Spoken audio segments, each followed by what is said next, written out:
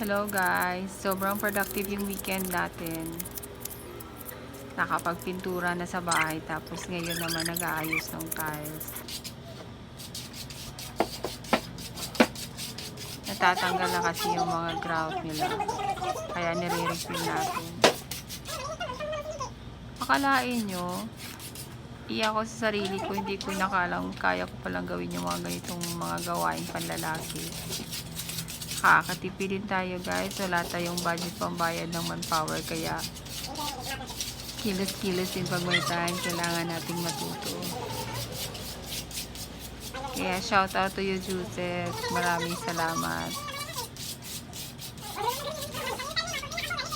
sa mga tulong mo. Kaya ayun, hindi rin nasayang yung weekend natin.